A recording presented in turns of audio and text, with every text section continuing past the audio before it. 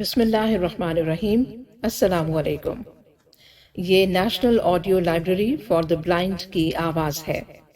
آپ سن رہے ہیں حضرت مولانا جلالالدین رومی رحمۃ اللہ علیہ کی حکایات پر مبنی کتاب ہکایات-E-Rumi۔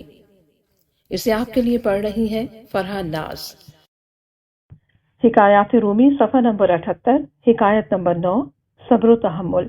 نبوت سے قبل حضرت شعیب علیہ السلام کے ہاں حضرت موسیٰ علیہ السلام بکریاں چرایا کرتے تھے۔ ایک دن ایک بکری ریوڑ سے الگ ہو کر کہیں کھو گئی۔ حضرت موسیٰ علیہ السلام جنگل میں اسے آگے پیچھے تلاش کرتے کرتے بہت دور نکل گئے۔ اس سے آپ علیہ السلام کے پاؤں مبارک پر برم آ گئے اور زخمی بھی ہو گئے۔ بکری تھک ہار کر ایک جگہ کھڑی ہو گئی، تب جا کر کہیں حضرت موسیٰ علیہ السلام کے ہاتھ آئی۔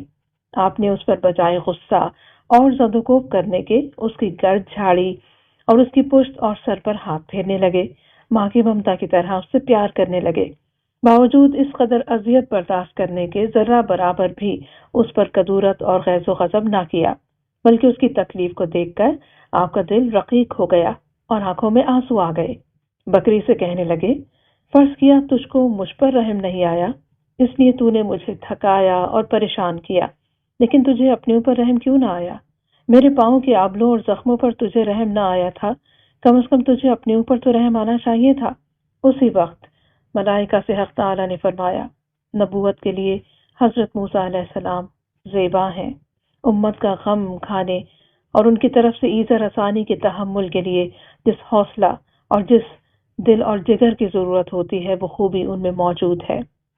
نبوت سے قبل تقریباً کئی نبیوں علیہ السلام نے بکریاں چرائیں۔ اس کی حکمت یہ ہے کہ ایک شعر ہے، اس کا ترجمہ ہے، تاکہ بکریوں کے چرانے سے انبیاء کرام علیہ السلام کا صبر اور وقار ظاہر ہو جائے۔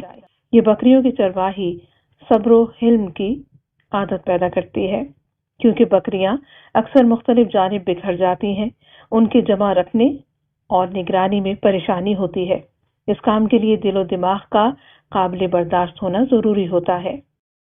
درس حیات، مخلوق خدا پر رحم کرنے سے دنیا اور آخرت میں سرفرازی عطا ہوتی ہے۔